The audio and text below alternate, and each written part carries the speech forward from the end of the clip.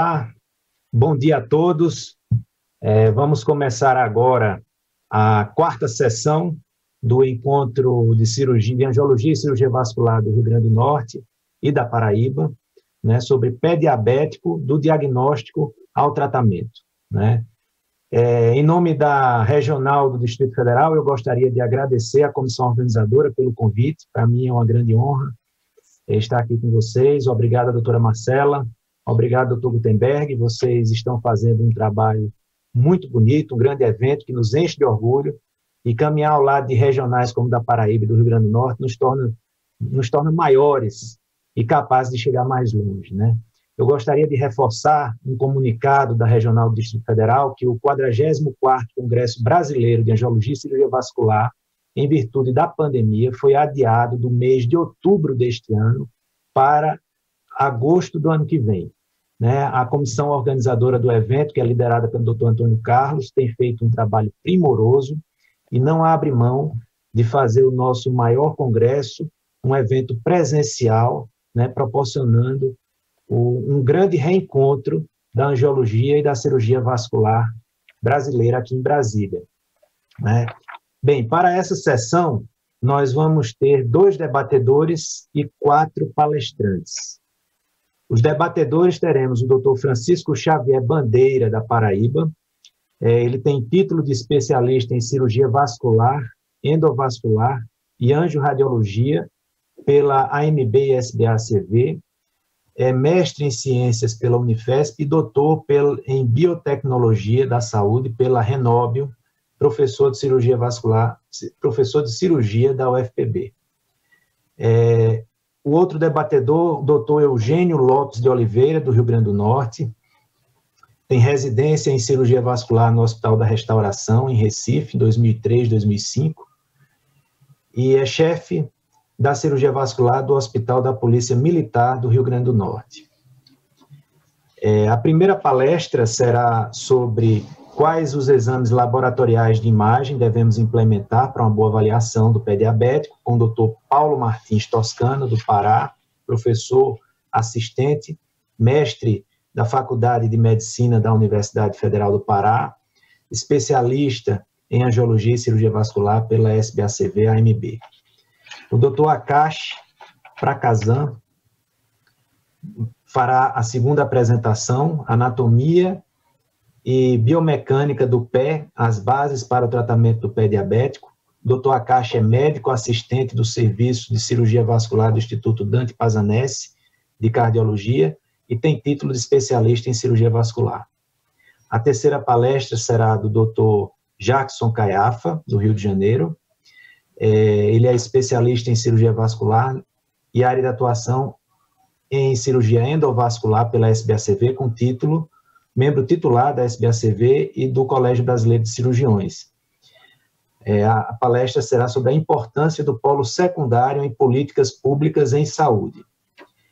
E, finalmente, para concluir a sessão, nós teremos a aula do Dr. Cláudio Almeida Parr, de Minas Gerais, que falará sobre a reabilitação do pé diabético, o que devemos fazer, né? O Dr. Cláudio é cirurgião vascular e endovascular, coordenador do Serviço de Cirurgia Vascular e Endovascular do Hospital Universitário em Ciências Médicas de Minas Gerais e coordenador do curso de Cirurgia Vascular e Endovascular do Hospital Veracruz, em Belo Horizonte. Então, eu gostaria, sem mais delongas, de passar a palavra ao Dr. Paulo Martins para proferir a primeira palestra. Ok. Me escuta bem, Leonardo? Sim, perfeitamente. Perfeito. Bom dia a todos. Eu queria também agradecer ao Dr. Gutenberg, à doutora Marcela, pelo convite, pela gentileza de nos propiciar estar aqui agora. É uma honra para nós também. E vamos abordar aqui quais seriam os principais exames laboratoriais e de imagem a serem implementados para uma boa avaliação do pé diabético.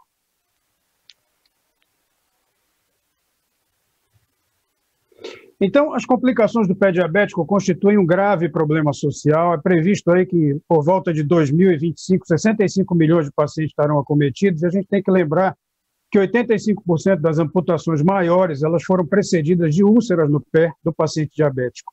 O principal objetivo das nossas estratégias deve ser evitar o desfecho úlcera, Então, devemos identificar situações de risco e, nesse contexto, definir as intervenções. O contexto é o ponto em que a utilização adequada de exames laboratoriais e de imagem podem nos ajudar. Lembrando que a abordagem está ancorada no tripé cuidados gerais, o controle da própria doença, né, o autocuidado e o controle dos fatores de risco. As recomendações iniciais para o manejo do pé diabético, de acordo com diretrizes da nossa própria sociedade, capitaneadas pelo nosso colega e mestre, Dr. Jackson Caiafa, aqui presente, preconizam esses pilares aí: treinamento de equipes multidisciplinares, o protocolo e fluxogramas em nível secundário e terciário, e a premissa de que todo diabético deve ter seu pé examinado em todas as avaliações. Com relação, então, aos exames laboratoriais, não cabe mencionar um por um aqui, mas frisar pontos importantes da nossa prática, que eu acho que, pelas quais creio que todos nós passamos. Lembrando que 50% dos portadores do binômio diabetes e infecção em planos profundos, eles têm poucas alterações, ou às vezes elas estão ausentes no leucograma, no VHS, no PCR, e às vezes não tem nem febre, o que leva a uma confusão diagnóstica e atraso. Tá? Então, esses exames básicos eles já fazem parte do nosso arsenal diagnóstico. O descontrole glicêmico, que em geral está presente nas infecções, então precisamos acessar de maneira adequada a parte metabólica. O controle metabólico rigoroso ele é consensual como prevenção e tratamento da neuropatia. Avaliar a função renal é primordial na primeira abordagem, e lembrar que a coleta adequada de amostras para cultura é primordial para a gente ter o resultado adequado almejado com essa técnica, que pode ser feita por biópsias, curetagem, aspiração, sempre essas técnicas preferíveis ao suave.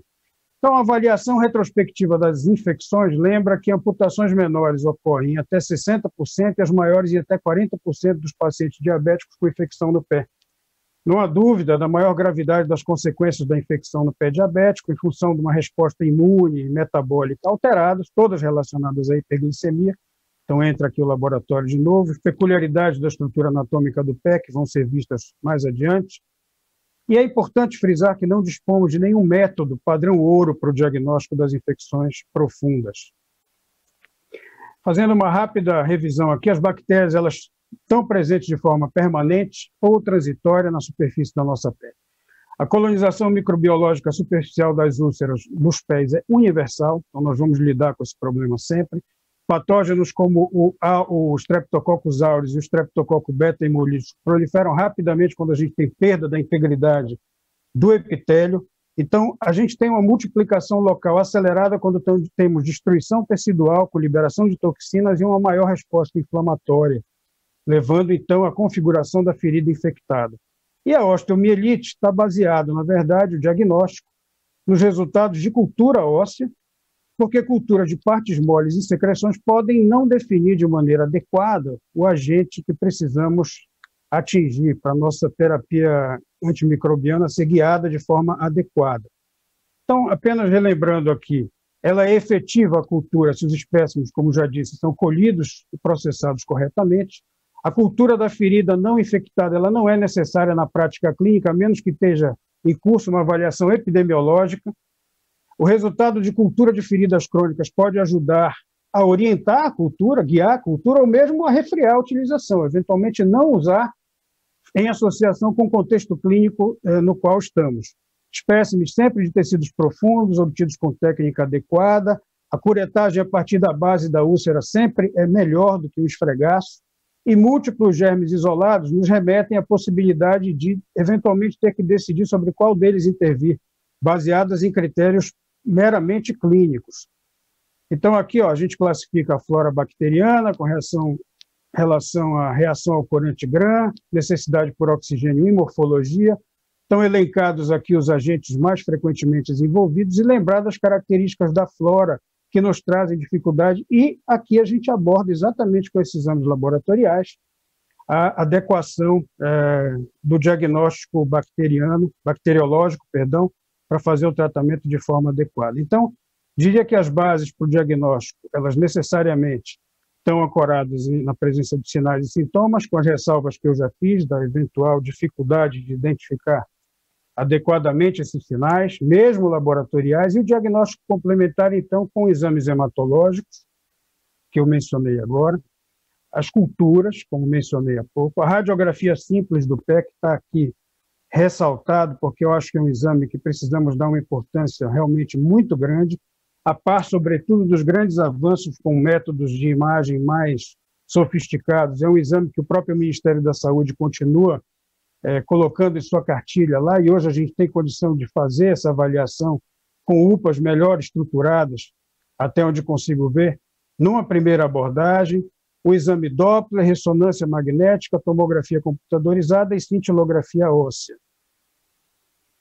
Então, a radiografia simples do pé é um exame de baixo custo, é muito importante no diagnóstico da osteomielite e do pé de Charcot, mostra alterações agudas e crônicas, como a rarefação óssea, reabsorção de falanges em ponta de lápis, fraturas, deslocamentos, subluxações, presença de gás, aumento de partes moles. São sinais que precisamos, inclusive, treinar os jovens, treinar as pessoas que vão estar na ponta para a primeira avaliação, para serem aptas a identificar de forma adequada. Também corpos estranhos e mesmo as calcificações vasculares. Aqui, forçando um pouquinho a vista, a gente consegue ver alguma alteração de calcificação de camada média. Lembrando, contudo, que essas alterações elas podem levar semanas para aparecer. Tá? O Doppler ultrassom sempre tem que ser incluído numa avaliação de perfusão, onde a gente pode realizar a medida do índice tornozelo braquial e do índice de artérios. Tá?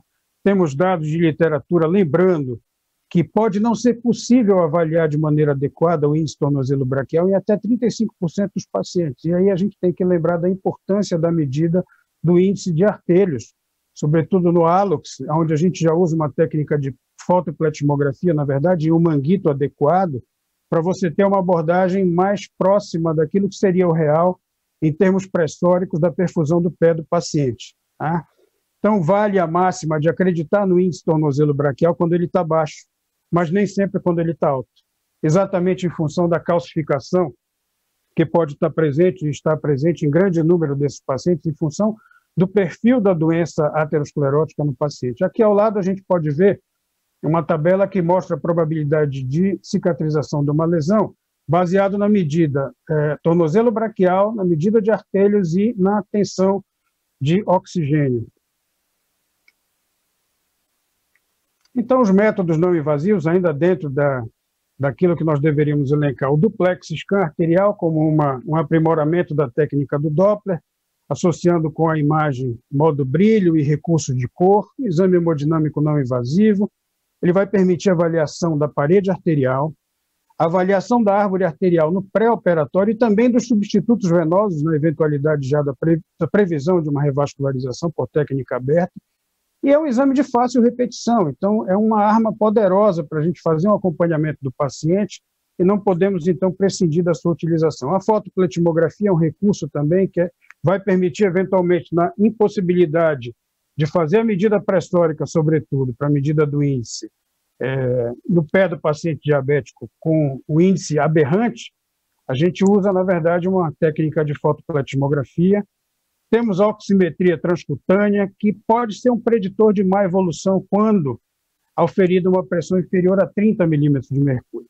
A acurácia da oximetria, que é um método que não está disponível, não é de fácil acesso no nosso dia a dia, é questionável pelas próprias alterações isquêmicas do tecido e o edema de partes moles que pode estar presente. Imagem vascular invasiva e semi-invasiva, arteriografia como padrão ouro, naquelas situações em que há necessidade de revascularizar, sobretudo para alcançar o fechamento de uma lesão trófica. Em geral, o índice tornozelo braquial abaixo de 0,6 a gente tem uma dificuldade maior, então já é um paciente que vai ser elencado para essa avaliação e é nessa situação que a gente vai recorrer a esse método diagnóstico invasivo, com todas as suas limitações e implicações que têm que ser ponderadas com outros aspectos da saúde do paciente. Lembrar que a calcificação pode trazer limitações para o uso do Doppler e para a própria tomografia comum.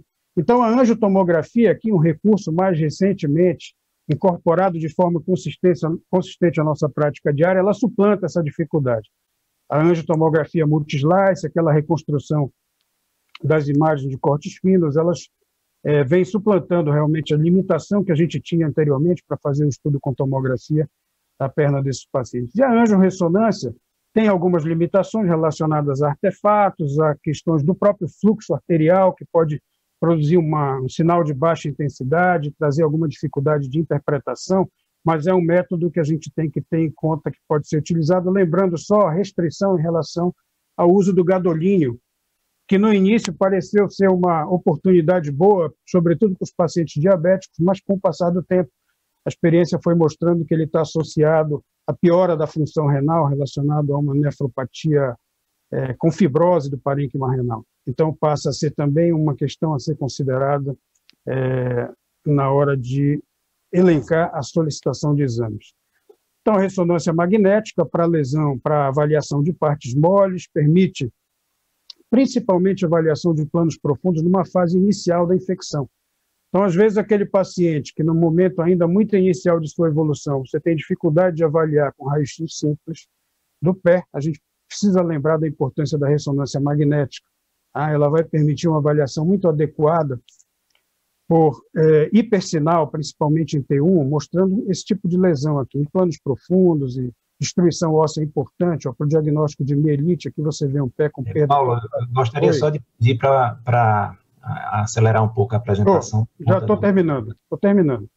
E a cintilografia, baixa especificidade, captação do marcador pode ser prejudicada pela presença de artropatia, aí os leucócitos marcados com índio, 111, podem ajudar nessa diferenciação, mas são exames de custo mais elevado, tem uma disponibilidade mais limitada. E aqui, para terminar, eu não podia deixar de lembrar, já que nós estamos falando desses exames aqui, do papel que a telemedicina tem hoje. Tá?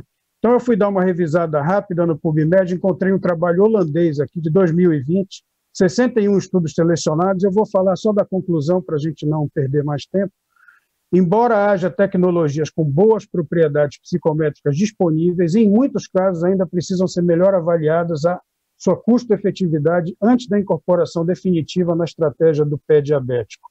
Eu vou encerrar lembrando, então, que esse capítulo da telemedicina ele vem sendo incorporado à nossa prática diária, sobretudo a partir de agora. Nós tivemos um pontapé importante num evento promovido pela própria sociedade ano passado, com o doutor Kleinaldo, lá de Manaus, e eu não posso encerrar essa apresentação sem mencionar as iniciativas do doutor Jackson Caiafa, muito importante no manejo do pé diabético, e também, mais recentemente, o programa ProPé, do amigo Eliude Duarte, que tem sido incansável nessa luta pela proteção do pé do paciente diabético. Eu agradeço, muito obrigado pela oportunidade e fico à disposição.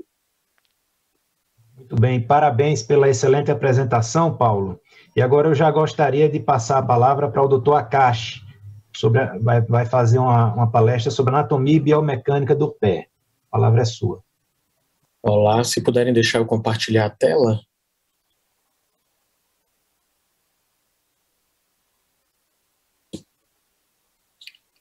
Isso. Bom dia a todos, gostaria de agradecer à comissão organizadora em nome do Dr. Gutenberg pelo convite, e meu tema vai ser sobre anatomia funcional e biomecânica da marcha. Eu tenho um especial prazer em participar desse encontro, porque eu fiz faculdade na Paraíba, e me lembra sempre bons e velhas lembranças, e tenho bons amigos aí. Uma coisa que a gente tem que saber é que o pé, ele é além de uma estrutura funcional, ele é algo que fez parte da nossa evolução, né? Então, a evolução humana baseou-se basicamente da nossa posição bípede.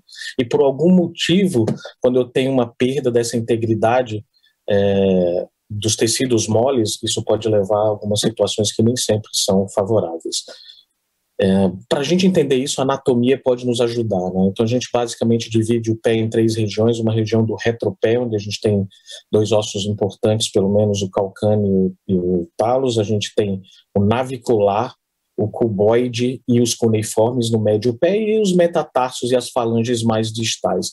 Esse conhecimento básico é importante porque esses ossos estão distribuídos de tal maneira como se fosse uma ponte em que eles estão estruturados e não precisariam de nada para serem suportados. Mas, além disso, a gente tem um complexo sistema de amarras que estabiliza durante a caminhada todos esses ossos do pé, né? E esse sistema de amarras podem levar algumas infecções para algumas áreas. E é isso que explica, por exemplo, essas lesões nesse pé diabético. Usando essa anatomia, a gente pode ver a origem dessas ulcerações. Então, no raio-x eu consigo ver que eu perdi o contato do cuboide com os metatarsos laterais. E isso fez desabar, fazendo uma hiperpressão no segundo ponto, que é na cabeça do segundo e do terceiro meta. Então, ao olhar o pé, eu já sei que tem uma deformidade anatômica que é importante. Ou talvez, se a gente pudesse prevenir pés como esse pé equino, em que vão deixar a funcionalidade desse pé na marcha limitada. Então, quando eu fizer uma amputação, eu preciso me preocupar em que região eu estou amputando, evitando áreas cruentas muito extensas sempre que possível, e às vezes até preservando o retalho plantar para poder cicatrizar mais adequadamente. Olha a quantidade de inserções de ligamentos que se dão nas cabeças do metatarsus, tanto do primeiro, segundo, terceiro metatarso, e quando, se possível, pudermos preservar essa região, nós teremos algumas amputações mais anatômicas. Esse complexo ósseo e esses tecidos moles no pé, eles vão determinar alguns compartimentos, e esses compartimentos no pé, em número de 9, vão fazer com que as infecções elas se disseminem por essa região, como se fosse um prédio em que estão conectados por andares. Por isso que cada vez que eu piso, essa infecção se expande, e isso é um problema, né? Algumas infecções da face lateral da perna parecem menores, mas elas se estendem pela face anterior da perna, e isso pode levar a amputações maiores rapidamente. Então, se eu puder preservar a planta do pé, que é um tecido sofisticado, e puder fazer incisões laterais para acessar esses compartimentos, isso pode ser muito útil, e eu posso abreviar essas cirurgias. Isso já está bem descrito o papel das calosidades na ulceração, e a calosidade mostra um ponto de hipertensão, porque essa tríade, neuropatia, deformidade e o trauma vão levar a uma ulceração. Então, diferente do que a gente imagina que eu vou precisar de um trauma extenso para lesar os tecidos, o simples fato de andar pode causar no pé neuropático uma lesão que pode ser danosa. E o diabetes piora isso ainda mais, porque ele faz uma limitação da mobilidade articular e leva a um forte aumento da pressão plantar. Então, a gente está criando todo um arcabouço ideal para criar uma lesão.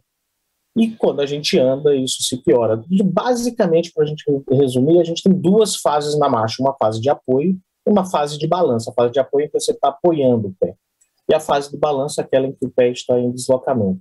Esse pé é o da minha filha, que eu aproveitei para tirar umas fotos, e você vê que quando a gente apoia o calcânio, né, então toda a descarga está nessa região, depois ocorre um aplainamento do pé, e nesse momento a tíbia ela translada sobre o dômus do talos, anteriorizando a perna. Quando tem essa anteriorização, esse pé vai se levantando e o último parte do desprendimento do pé se dá nos dedos. E por último, no primeiro metatarso e no primeiro dedo. Por isso que as lesões são mais comuns nessa região. Se a gente for avaliar, a gente basicamente tem que dividir o pé em duas regiões. Uma região do retropé e uma região do antepé na marcha. No retropé, quando ele passa de uma carga da região posterior e que ele recebeu a pressão vai ficar toda localizada na parte anterior do pé, causando aumento da pressão nessa região. E a gente tem uma sofisticação óssea nos metatarsos que chama fórmula metatarsal. O que é a fórmula metatarsal? A fórmula metatarsal ela faz uma parábola harmoniosa, em que a gente tem o primeiro metatarso quase do tamanho do segundo metatarso, um pouco maior que o terceiro, que é um pouco maior que o quarto, e assim sucessivamente. Quando por algum motivo eu perco essa harmonização dessa fórmula metatarsal, por exemplo, nesse raio-x em que tem um quarto metatarso mais encurtado, eu tenho uma região de hiperpressão nessa região. Observe que a fórmula metatarsal não tem nada a ver com a fórmula digital, que é como eu olho o pé e vejo os dedos do pé. A fórmula metatarsal eu preciso ser avaliada pelo raio-x com carga. Pego um paciente em pé e faço um raio-x com ele, que aí eu vou conseguir definir. Então, os sapatos, eles servem para proteger esse tipo de pé. Então, com a evolução do tempo e com a nossa prática diária, a gente consegue ver algumas vezes que o pé não cabe no sapato que o paciente escolhe, né? Esse aqui é um exemplo nítido disso. Esse sapato não cabe nesse pé. E nem sempre eles têm essa noção, principalmente as mulheres. E veja que com essas pressões aumentadas, eu tenho lesões nas partes moles que podem ser graves, né? E a física explica isso. Então, quando eu tenho uma área de apoio menor, maior a pressão naquela região. Então, por isso que causam as lesões nos pés diabéticos, porque eu estou fazendo áreas de hiperpressão, e são isso que o calçado precisa evitar. E como que eu faço isso? Distribuindo a pressão sobre uma plataforma rígida, porque se eu usar pontos de apoio, ela vai ter uma área de lesão naquele ponto. Quando eu penso nisso, então esse tipo de sapato de calçado mole, ele não serve para esse pé neuropático, porque ele vai causar uma hiperpressão. Então a anatomia e a dinâmica do pé vai explicar o que é que eu vou precisar escolher. Uma outra coisa na marcha que a gente precisa entender são como funcionam essas duas regiões. A região do retropé, ela funciona como um ponto de apoio. Perceba que a gente tem no pé uma coisa muito específica. Eu recebo um mecanismo que vai amortecer minha pisada, que é o calcâneo, e logo depois eu preciso fazer um mecanismo de propulsão. Do ponto de vista de engenharia, são duas coisas completamente diferentes. Uma, amortecer, e outra, propelir. Quando eu amorteço, eu preciso que esse osso seja resiliente, que ele absorva o impacto. Quando eu vou fazer uma propulsão, eu preciso que ele seja rígido, para eu lhe fazer com que a contração do tríceps ural consiga movimentar esse membro desse paciente. E para isso a gente tem uma sofisticação também, que é o osso navicular.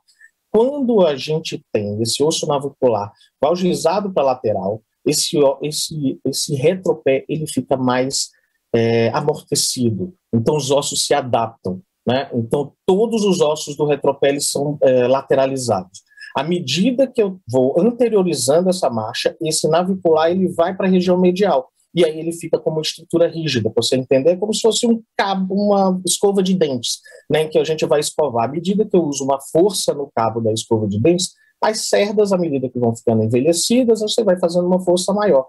Na hora que eu troco por cerdas mais duras, se eu mantiver a mesma força na escovação, eu vou lesar o tecido. Então, esse ajuste precisa de alguns moduladores para estabilizar isso. E esses moduladores são a fascia plantar, por exemplo, um modulador passivo, em que ela deixa a estrutura mais rígida, ela não tem essa flexibilidade, fazendo com que os ossos se adaptem na pisada e não a fascia. Isso é como se fosse uma vara de pescar. O nylon ele é rígido e a vara de pescar que se enverga quando você tem uma força maior. Eu queria deixar basicamente uma mensagem, né? Os calçados firmes, eles protegem mais.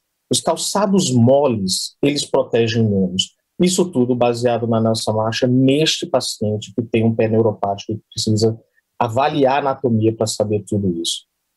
Basicamente essa é a minha mensagem, né? E aqui eu deixo os meus contatos e espero que eu tenha cumprido o tempo adequado. Muito obrigado.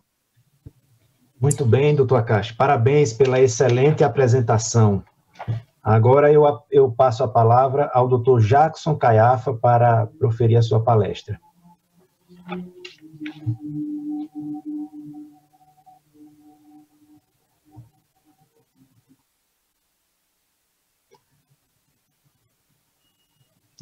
Abriu o áudio, doutor Jackson.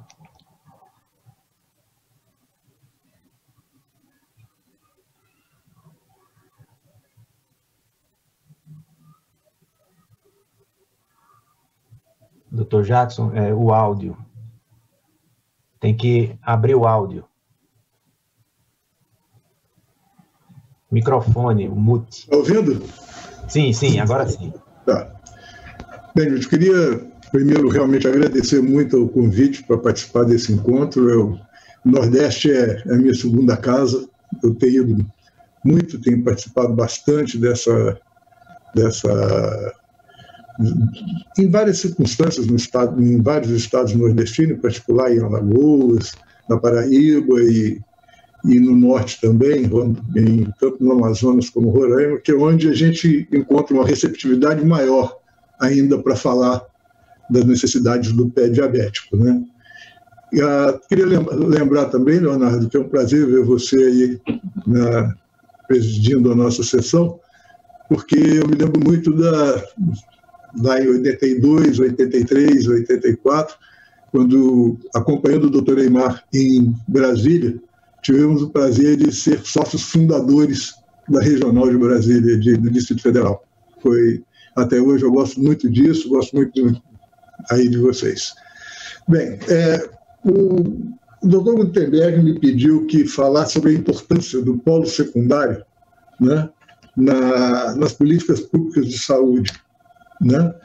Eu agradeço muito a ele também, lá em Alagoas, o Pita, que tem permitido a gente falar muito disso, né? Uma coisa que começou a ser conversada com muita frequência e maior força a partir do lançamento desse suplemento em 2011, né, de atenção integral ao portador do pé diabético, em que a gente praticamente falava sobre a atenção integral, que foi um projeto iniciado em 2001 no município do Rio de Janeiro e que se estendeu até 2008 em um treinamento em todo o estado do Rio de Janeiro, né? Tudo isso baseado num conceito inicial de que o pé diabético ele não é apenas esse pé todo machucado, o pé com charcot, o pé com feridas graves, o pé amputado. O pé diabético é o pé que tem qualquer lesão neurológica, vascular, cutânea, infecciosa do pé de um diabético, né? Um pé de um diabético que se coloca em risco a partir do momento que ele possa ter sua primeira neuropatia e externamente não apresentando nada. Com esse conceito adequado, você cuida do seu pé, se você for diabético e tiver orientação adequada, desde o início. Você vai aprender a conviver, viver e tratar do seu pé permanentemente, né? E isso é importante demais, porque nós cada dia mais temos mais diabéticos no mundo, é uma verdadeira pandemia, né? Uma tendência, segundo a International Diabetes Federation, de ter 642 milhões de diabéticos no mundo para 2040. O crescimento é exponencial todos os anos, né? Coisas graves e até faladas aqui, né? A principal causa de amputação de pernas e de extremidades inferiores não traumáticas, né? De cada 6 amputações não traumáticas, 5 são em diabetes. O aviso que ele dá que vai sofrer essa amputação, né? Lembrando que 85% dos diabéticos que têm feridas crônicas no pé evoluem para algum tipo de amputação. Metade desses sofrerá nova amputação em 2 a 3 anos. E, estranhamente, num estudo em inglês, né, bem antigo já, se mostrou que quando o doente era atendido no hospital e se verificasse o que acontecia com ele antes dele ir para o hospital, quase metade dos médicos assistentes primários nem sequer sabiam que esse paciente tinha uma úlcera, né, e ele internava com a úlcera infectada numa gravidade maior. Hoje, a cada 20 segundos, caminhando rapidamente para cada 15 segundos, um diabético sofre uma amputação no mundo. E pior que isso, que já se sabe há muito tempo, que programas educacionais com intervenção multifatorial podem reduzir de 45% a 85% o número de amputações. Se nós fizermos uma projeção simples, né, dos 16 milhões e 800 mil diabéticos previstos pela IDF, né, em 2019 para existir no Brasil, e pegarmos a população coberta pelo SUS, nós temos cerca de 12 milhões e 600 mil diabéticos no Brasil. Hoje em dia, a IDF fala em 15 a 16 milhões de diabéticos no Brasil, né? Com uma prevalência de úlcera que varia de 4 a 10% na população, segundo o Consenso Internacional de Pé Diabético, podendo atingir 15% da população de baixa renda, nós teremos entre 500 mil a 2 milhões e 520 mil diabéticos com úlcera nos pés, só no SUS, no Brasil. E na saúde suplementar, de 168 a 420 mil diabéticos com úlcera nos pés, né?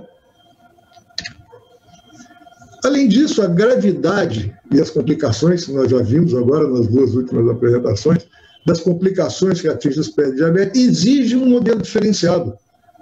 Não adianta pensar que vai adiantar atender esse paciente na emergência, que ele vai chegar um dia, né, principalmente no setor público, que nós estamos mais direcionados para ele aqui, no setor público ele vai chegar num hospital de melhor nível e vai ser atendido imediatamente. O Rio de Janeiro é a meca desse problema. Nós temos 12 hospitais federais aqui no Rio, de grande porte, ou de médio e grande porte, e você não consegue atender esse paciente a tempo, né? Porque você tem o serviço cerebrovascular de cada lugar, tem várias coisas, outras patologias para cuidar, e pode ter até um dia um ambulatório de feridas, mas não consegue receber aquele paciente que vem da rede primária necessitado do atendimento ainda precoce, né? Por isso, é necessário uma assistência secundária especializada, uma assistência primária de qualidade treinada, capacitada para reconhecer isso, e um nível secundário especializado, interdisciplinar, de acessibilidade imediata e capacidade resolutiva, né? Falando em assistência primária, eu estive revendo agora a quantidade de equipes de saúde da família equipes de saúde da família que nós temos no Brasil. Segundo consta nos dados do Ministério da Saúde, nós devemos contar hoje com cerca de 47.128 equipes de saúde da família no Brasil. Se você multiplicar isso por 3.000 pessoas, que é, digamos assim, o ideal de atendimento por cada equipe de saúde da família, atender 3.000 pacientes, né, você vai atingir 67% da população, né, quase 70% do SUS. E se você multiplicar por 4.000, que é o número máximo indicado, você vai atingir quase 90%, 89% da população. Então, teoricamente, em termos de assistência primária, nós temos gente para atender esse doente.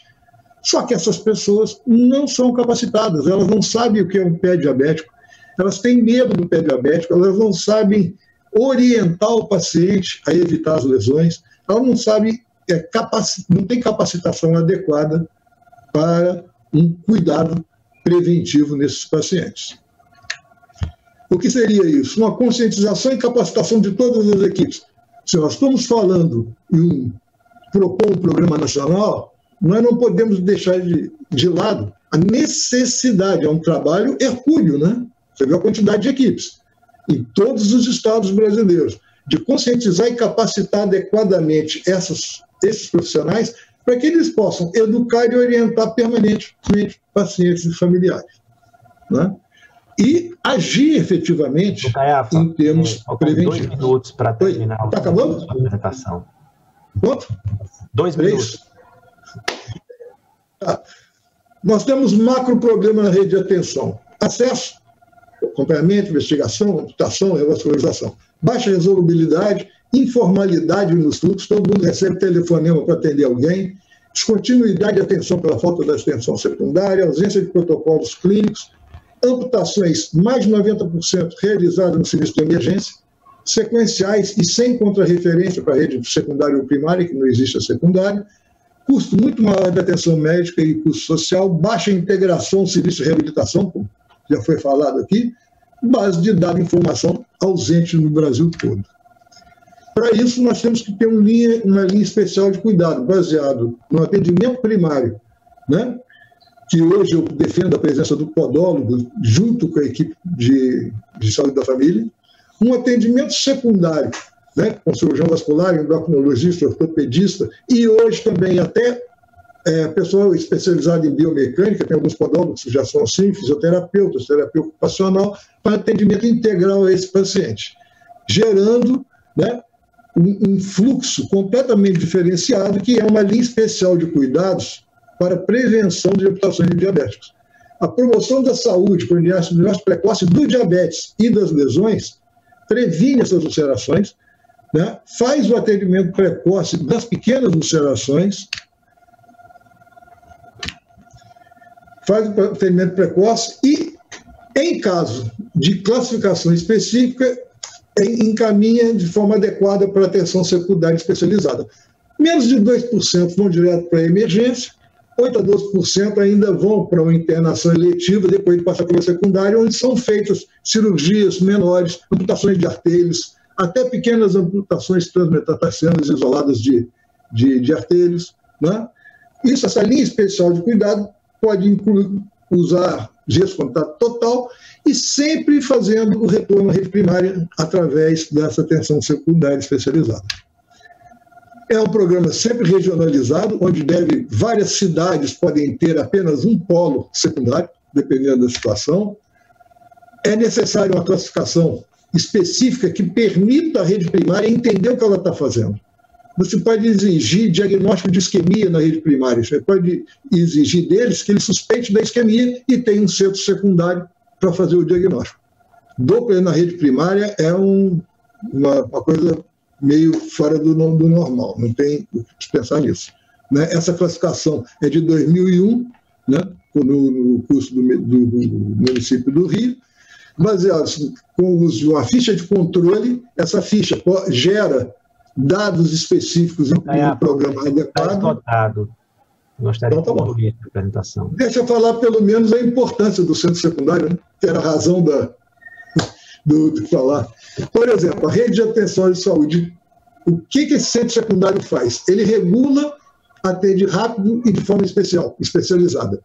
Melhora a prevenção do atendimento na rede básica.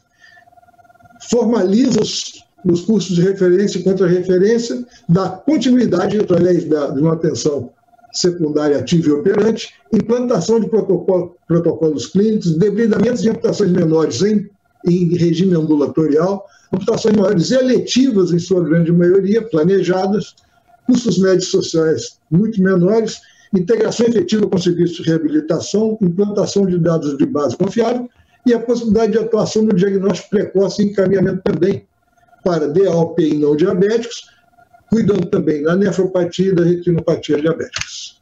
Bem, lançaram recentemente algo que simula, ou igual, muito parecido com o que nós propomos desde 2001, mas 19 anos depois a Europa lançou, em virtude da pandemia, o Fast Track em Diabetic Foot, que nada mais é do que a primeira parte ali da classificação, que já existe no Brasil há 19 anos. Né? Vamos cuidar disso, porque o nosso maior desafio ainda continua pela frente. Desculpem o excesso. Muito boa apresentação, Dr. Jackson. Dr. Jackson falou aqui no começo da apresentação que ele tinha feito parte da diretoria fundadora, né? O presidente era o Dr. Eymar Deli, e o Dr. Jackson Caiado foi o primeiro tesoureiro, né? E depois, eles, por motivo de mudança de cidade, foram substituídos, respectivamente, né? O Dr. Deli e o Dr. Jackson, pelos doutores Paulo Moutella e o nosso saudoso e querido Elias Bittar.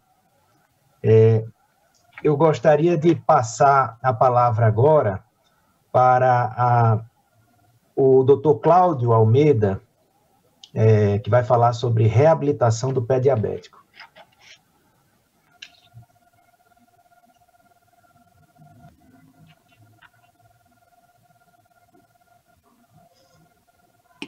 Bom dia.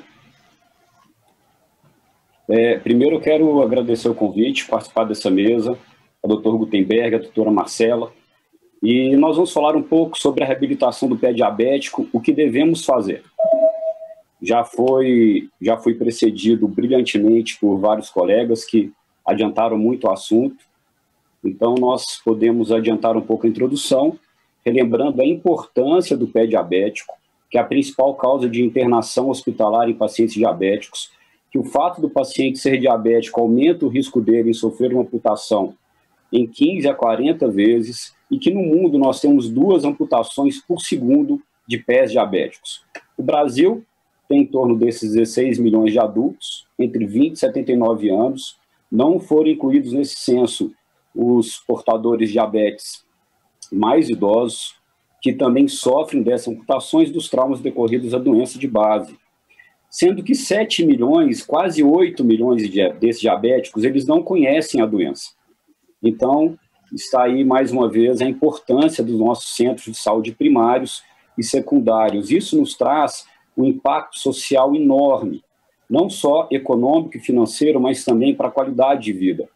Esse é um dado do professor Nelson, lá do Centro de Tratamento de Pé com Risco de Amputação e também de Reabilitação, mostrando que em 25 anos eles fizeram 1.230 amputações e 64% foram por causa vascular. Dessas, mais de 50%, mais de 400 amputações foram por causa do diabetes, mostrando que, ainda que eu acredite que seja um dado subestimado frente à grande população de São Paulo, aos outros centros que estão ali, mostra a importância disso para a nossa discussão. Por quê? Após a amputação, existem consequências. Uma amputação maior, ela tem em média 11% de mortalidade em 30 dias e 18%, quase 20% de mortalidade em 90 dias. E, para isso, nós precisamos pensar nos fatores de risco. Tanto a neuropatia periférica, que são as alterações na sensibilidade, quanto as deformidades oriundas do pé diabético, que geram áreas de atrito, calosidades, e também as limitações na mobilidade articular, que já foram bem tratadas aqui antes, que levam a alterações na marcha. E essas alterações levam a sobrecarga de pressão, a formação das famosas úlceras, lembrando desses 85% de amputações que foram precedidas por uma úlcera. Então, a evolução da doença é essa. As calosidades, a falta do cuidado leva às úlceras que se infectam e chegam muitas vezes para nós um paciente grave, com pé diabético, às vezes séptico, às vezes não, que invariavelmente será amputado no maior ou menor nível.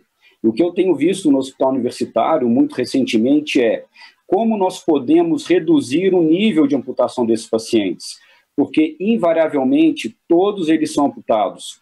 Falta aí sim uma atenção primária, uma atenção que vai buscar prevenir essas ulcerações com calçados mais rígidos, como foram falados, confortáveis, fechados, cuidado diário com o pé, esses calçados hiperprofundos, com apoio para as deformidades quando elas existem, órteses específicas, lembrando que esses calçados são facilmente encontrados na rede privada, mas na rede pública nós temos uma dificuldade de conseguir oferecer aos pacientes esses cuidados, até o diagnóstico das doenças é difícil. E também quando nós chegamos já a uma alteração da marcha por causa dessa limitação da mobilidade articular, nós precisamos 100% das vezes de um atendimento com uma fisioterapia eficiente, bem treinada, para reeducar o paciente, para que ele aprenda a comandar e a pisar melhor. Quando o paciente chega para nós então já temos que começar a pensar em como vamos tratá-lo, olhando para frente, na reabilitação desse paciente. Fazemos, muitas vezes, procedimentos pequenos, desbridamentos, osteotomias, tiramos tecido desvitalizado, infectado, enviamos para a cultura, tratamos muitas vezes pontualmente osteomielite, tentando preservar o pé, mas o que nós enxergamos é que esse cuidado, ele não basta porque ele não se continua após a alta hospitalar. E o paciente, muitas vezes, ele chega ou ele volta para uma amputação. Na maioria das vezes, elas são transtibiais ou transfemorais. Muitas vezes, nós conseguimos uma amputação menor de antepé, mas, às vezes, tem que subir essa amputação. Lembrando que as amputações menores também têm impacto de mortalidade em 30 dias de 3%, em 90 dias de 6%, não são isentas de risco. E 95% desses pacientes são amputados. Apenas 4 tiveram desarticulação de joelho, que eu vou falar um pouquinho para vocês mais para frente, como eu gosto dessa amputação, quando ela é viável. Lembrando aqui, já um recado para casa, sempre tentem preservar a articulação do joelho. Então, quando é que começa a reabilitação? Quando você indica ou prevê uma amputação. O sistema de classificação Wi-Fi, ele já é validado, indicado também no paciente diabético, recomendado por todas as sociedades, ele prediz essa amputação. E a partir do momento em que você chega diante de um paciente, previne e prediz a amputação, você tem que começar a enxergá-lo no futuro. E quando é que acaba a reabilitação? Quando o paciente consegue restabelecer suas atividades cotidianas ou mais próximo do normal que for possível a ele. Como é que você avalia? Avalia ele com cuidado. Você vai ver os movimentos articulares, a força, não só do segmento envolvido, mas do membro contralateral, dos membros superiores, o condicionamento físico do paciente para ver se ele vai tolerar a reabilitação, o grau de independência para as atividades físicas diárias. É importante ver o suporte da família, o suporte social e como o paciente tem enfrentado essa situação. E com isso nós já começamos um trabalho, preparar o paciente. Como? Vendo a postura. O paciente geralmente ele fica lá no leito com a perna fletida, abduzida, isso gera encurtamento, deformidade, novas lesões por pressão, e você precisa trabalhar o comportamento do paciente para que ele consiga se reabilitar no pós-operatório. Já entra aí a fisioterapia, fazendo o fortalecimento do membro contralateral, membros superiores, preparando o paciente para transferências, independência no leito, cadeira de rodas, ir ao banheiro sozinho e coisas afins. Ensinar o paciente como ele vai cuidar do corpo é importantíssimo. Se o paciente não amputado, diabético, tem que cuidar dos seus pés diariamente, a avaliação do corpo tem que ser feita diariamente também. E o apoio psicológico é imprescindível. Nós não conseguimos fazer isso tudo sozinho, precisamos de apoio de uma equipe grande, extensa e muito bem preparada. O problema das cirurgias, que já vem aí mais para a nossa atuação, é que muitas vezes o cirurgião vascular ele fica responsável pelas amputações e ele não é preparado bastante. Muitas vezes não pensa na função, às vezes, mas não é o melhor, porque é um pé insensível, é um pé que ele já não tem mobilidade, ele sofrerá novos traumas, e nós sabemos que a revascularização dos membros inferiores tem uma vida útil limitada, principalmente no diabético, uma revascularização infrapoplítea, ela é limitada. Se o paciente ele vive numa sociedade em que nós sabemos que as pessoas têm baixa aderência ao tratamento, têm grandes desigualdades sociais, muitas vezes nós precisamos pensar o que é melhor para esse meu paciente especificamente, e não o que eu acho que seria melhor. Baseando nisso, nós precisamos voltar ao conceito já falado da alavanca, sendo que quanto maior a alavanca, seria maior o aproveitamento de energia. O paciente teria menos alterações de marcha, e com isso, nós deveríamos preservar o máximo possível as articulações. Só que esse conceito tem mudado.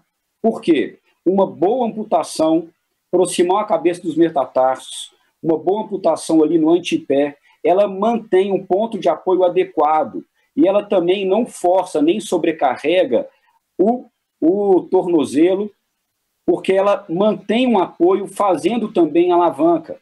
E às vezes é preferível nós fazermos uma amputação um pouco maior do que voltarmos com o paciente por uma reoperação novamente graves, com o pé reinfectado e novas doenças. Aqui alguns exemplos de amputações do primeiro dedo, aqui do segundo, algumas amputações interfalangianas, e que elas são muito boas, desde que esse paciente tenha um acompanhamento posterior com uma palmilha específica, um calçado específico, um cuidado específico. Aqui está uma palmilha preparada para uma amputação do segundo, terceiro, quarto e quinto dedos do pé direito. Então mostra aí uma palmilha que suporta o pé, suporta a pressão, mas essa região toda medial do pé e a região lateral do segundo dedo e também do antepé, ela sofre pressão e provavelmente será ulcerada. Aqui um novo caso de uma isquemia de todas as 5 falanges, que elas podem ser amputadas, mas nós sabemos que a desarticulação é preferida. Por quê? Porque só a amputação ela vai gerar uma sobrecarga das metacarpofalangianas e que elas vão ulcerar na região plantar por falta de suporte. Então, muitas vezes é melhor a amputação bem feita do antepé, do retropé, para você evitar uma reoperação e novas complicações. Lembrando que a manutenção apenas do hálux, como os dos exemplos que nós já mostramos, ela causa muitas deformidades, dificulta a reabilitação e às vezes é preferível uma intervenção maior. Aqui um caso que eu já acho muito bonito, que ao invés de nós retirarmos apenas uma falange, fazemos a amputação falangiana, uma amputação de um raio específico, é muito mais anatômica. Esse pé direito do paciente, ele tem apenas 4 dedos, ele teve uma amputação de um raio e pôde manter uma funcionalidade muito boa. Então, o que é melhor para o meu paciente? Não o que eu acho mais bonito, o que vai trazer uma recuperação melhor para ele? Nós precisamos pensar nisso. Lembrando aqui de novo um ponto de apoio da falange distal para evitar a sobrecarga nessa região da metatarsiana, que quando você perde o dedo, sobrecarrega e às vezes... Doutor Cláudio, 1 minuto para concluir a apresentação. Quantos minutos? 1 minuto. Ok, muito obrigado. Então nós temos que pensar também na distância do pé. Às vezes uma amputação mais alta evita enxertos e ela consegue ser muito mais eficiente para o paciente. A amputação de cima ela é ótima para isso. Você consegue adaptar uma prótese, ela não tem consumo de energia, não altera a marcha, garante a atividade do paciente, sabe, praticamente normais, muito melhor do que uma amputação maior de pé.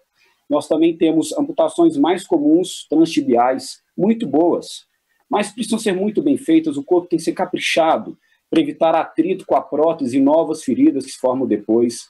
Lembrando que o joelho desarticulado é uma ótima amputação, desde que seja possível.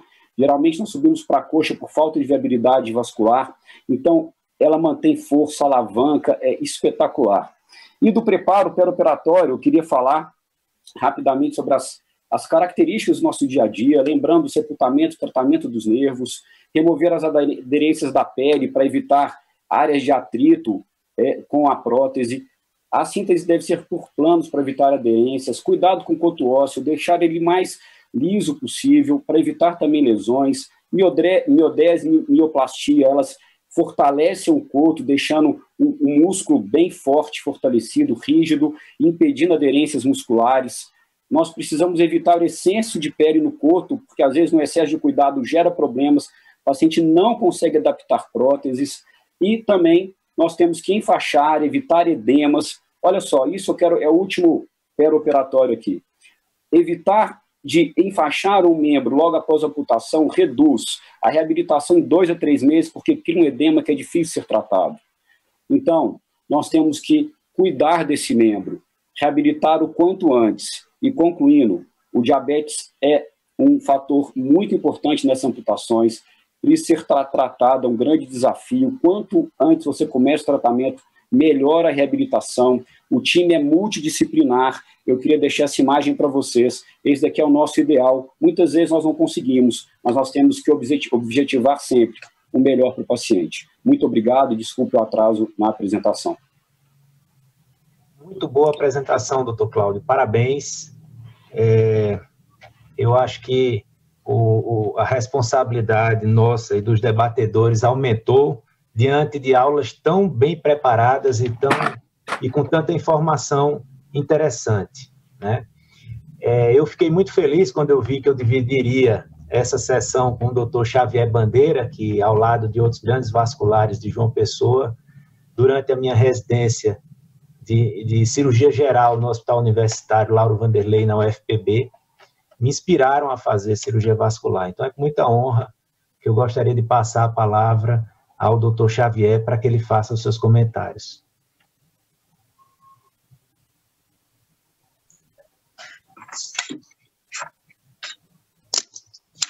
Leonardo, que prazer revê-lo aqui.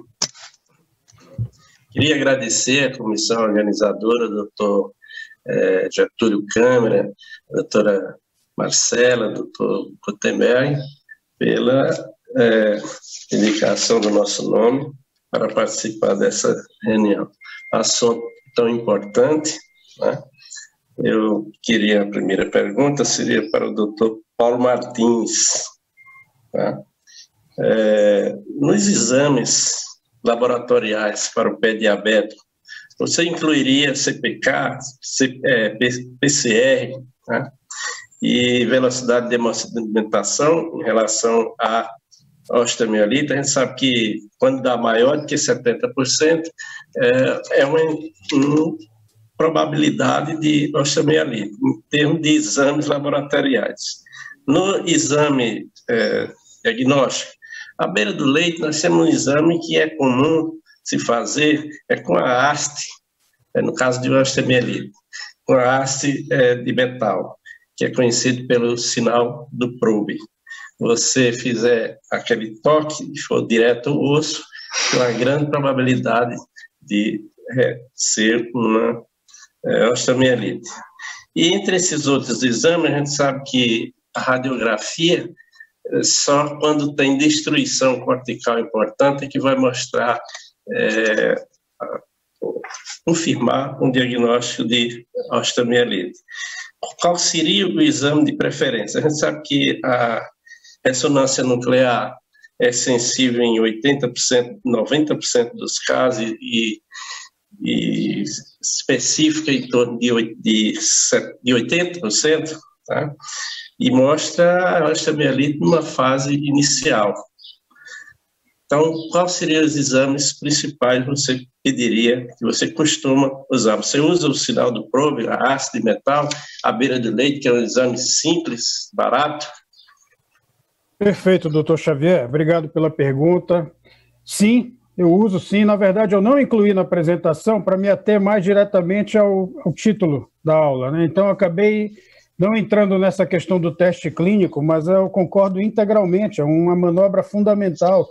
E eu, na minha avaliação inicial, realmente eu faço isso e faço também o teste com o Siemens-Einstein, né? A manobra para pesquisar a sensibilidade, isso aí eu incluo na minha avaliação clínica, porque pelo menos é um preditor ali, a gente sabe que tem falhas, mas se você tiver ali 3 pontos com alguma alteração, o teste do probe deve ser incluído sim.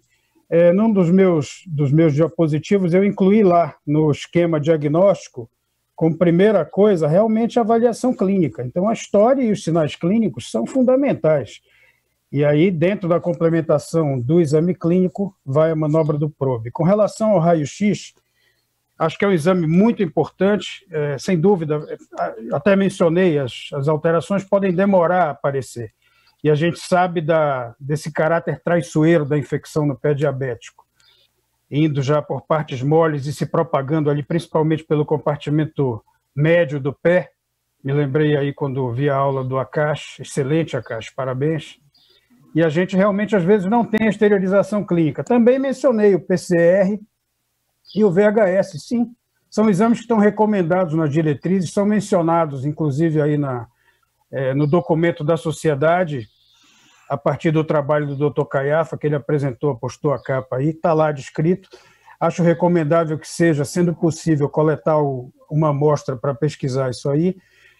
E sim, a ressonância magnética ela é capaz de mostrar pequenas lesões numa fase muito inicial e pode permitir, então, que a gente comece uma abordagem mais adequada e não sofra com atraso em implementar determinadas medidas por uma interpretação inadequada de uma radiografia ou de um exame físico pobre.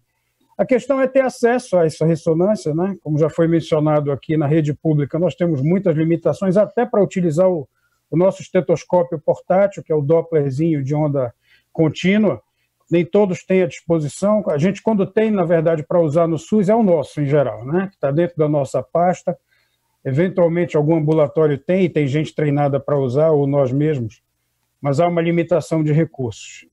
Então, respondendo, sim, eu creio que a ressonância é um teste, é um exame que pode auxiliar muito, e eu incluo na minha prática diária, sim.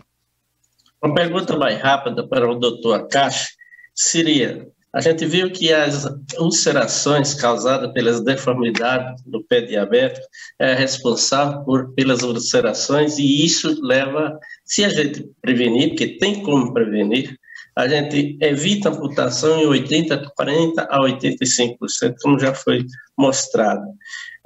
Aqui, eu acredito que a prevenção seria a melhor forma na unidade básica, que essas pessoas fossem preparadas para encaminhar esse paciente logo quando dá o diagnóstico. Você acha que existe deficiência nessas unidades? Provavelmente seja essa a causa. Seria a causa de como se evitar essa amputação com a prevenção. Eu acho que desde o primeiro momento que dá o diagnóstico, esse paciente seria encaminhado para um médico especialista. Você fala alguma coisa. E aqui para o doutor Caiafa, que é um prazer, doutor Caiafa, o Nordeste se sente feliz quando você diz que se sente em casa quando está aqui.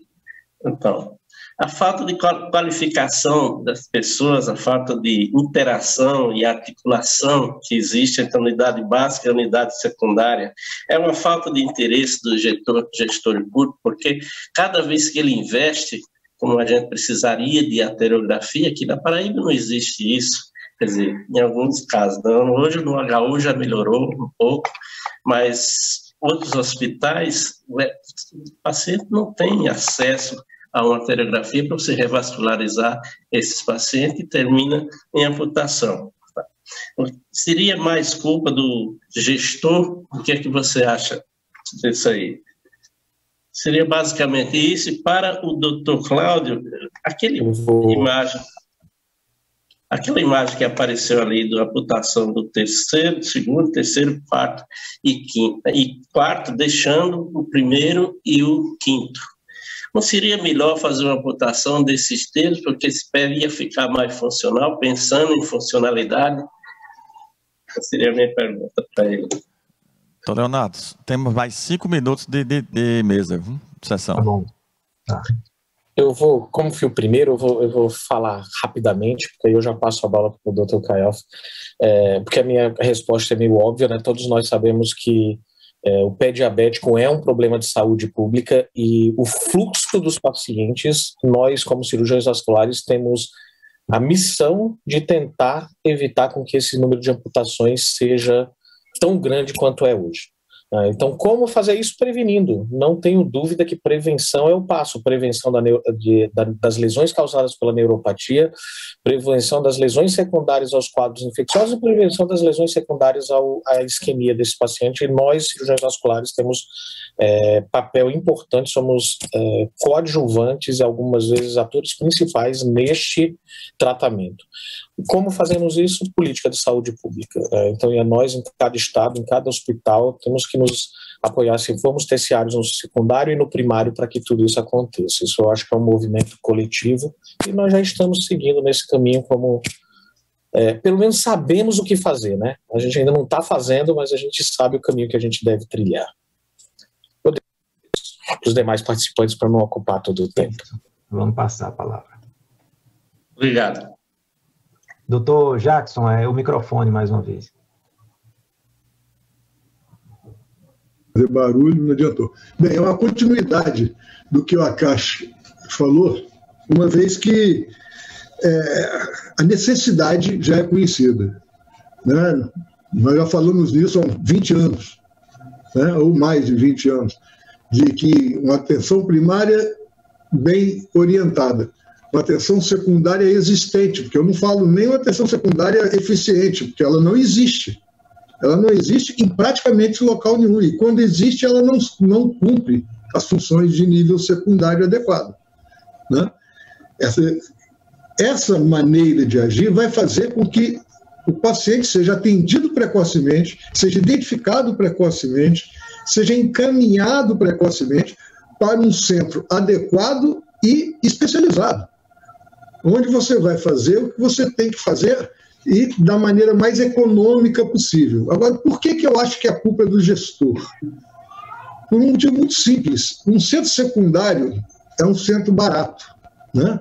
Um centro secundário de pé diabético não precisa de gastar dinheiro, precisa de gente orientada e estimulada, né? Os diagnósticos que serão feitos lá serão com um ecodoppler no máximo. O máximo que você vai precisar é um ecodoppler, porque o restante vai ser feito no nível terciário se precisar, né? Então, o exame da neuropatia é feito com monofilamento, é feito, entendeu, com um palitinho para testar a dor. É barato. Só funciona porque sendo educado. Havendo educação, vai haver. Aí você fala assim, quanto custa um centro desse? Doutor, custa barato. Pronto, acabou. O gestor já não quer construir mais esse centro, né? Então o gestor tem culpa, sim. E quando você encontra um gestor, como eu encontrei no Rio de Janeiro na época, vou falar bem mais rápido agora, no Rio de Janeiro na época, que tentou fazer, foi obrigado a fazer, porque estava ameaçado de prisão e por causa do número de amputações, nós conseguimos fazer alguma coisa. Mas como dissipou a prisão, de repente foi acabando, e hoje só restam lembranças, né? Basicamente é isso. Doutor Jackson, muito obrigado. Vou passar a palavra ao doutor Cláudio e pedir para ele ser bem breve, para a gente poder dar a oportunidade para o doutor Eugênio também fazer os comentários dele. Ok, então, respondendo a pergunta do doutor Francisco Xavier, eu mostrei aquela imagem justamente para falar que, às vezes, nós fazemos amputações tentando preservar e acabamos causando males ao paciente, que muitas vezes é melhor você adiantar a amputação, subir um pouco o nível, mantendo a funcionalidade e o paciente recuperar e voltar para casa mais rápido. Então, eu concordo completamente com a sua observação. Muito bem, doutor Obrigado Eugênio, a todos. agora com a palavra é sua para os seus comentários. Bom dia a todos, boa tarde a todos. Eu gostaria de agradecer a oportunidade de estar aqui. Infelizmente, acho que pé diabético era um tema para a gente discutir durante uma semana, porque em um período tão curto são tantas nuances, é tanto aprendizado, é tanta troca de informação útil, que o tempo realmente é muito exíguo. O doutor Akash fez uma colocação fantástica. Todos nós sabemos o que fazer, né? Infelizmente, não nos é dada essa oportunidade, e eu acho que, fechando com chave de ouro, o doutor Caiafa brilhantemente colocou que esses centros, esses polos secundários, esses polos primários, eles não são implantados por um motivo muito simples, realmente é questão de custo, é muito barato. Não gera interesse financeiro para os gestores, né? E eu tenho ainda uma outra colocação que eu costumo dizer que a gente vê, e eu acho que nos estados de vocês passam por situações semelhantes, a alta complexidade da neurocirurgia, da cardiologia intervencionista, do câncer, todos funcionam perfeitamente de forma rápida, às vezes até paciente infartando da própria ambulância do SAMU, ele já é levado para um centro onde ele faz o cateterismo. E eu costumo dizer o seguinte: por que o mesmo não acontece com o paciente do pé diabético? Porque pé diabético fede. Esse pessoal, esses gestores, essas pessoas que estão nos níveis superiores na justiça, eles não vão atrás disso. Ele entra em um hospital, eu já vi promotores entrarem com a disposição de ajudar, de resolver o problema, e quando passa no corredor que tem o paciente com pé diabético, todos tossem o rosto, tossem a cara, cobrem o nariz. Infelizmente, esta é a realidade. Mas eu queria agradecer mais uma vez a presença de todos, a participação, e dizer que acho que isso é um tema que a gente precisa, nas próximas reuniões, nos próximos congressos, disponibilizar mais tempo para se debater e se trocar ideias. Muito obrigado a todos. Diabético dá muito mais em pobre, Eugênio. Isso, exatamente. Eu gostaria de agradecer demais a todos os palestrantes. Eu acho que nós conseguimos, e aos debatedores, a gente conseguiu cumprir a missão, e eu já passo a palavra agora ao doutor Gutenberg e à doutora Marcela, e declaro encerrada a sessão número 4. Obrigado, Leonardo. Muito obrigado. Realmente eu concordo com o Eugênio, que teria que ter um tempo maior, mas é claro que todos os temas são importantes e a gente está com 20 minutos de atraso.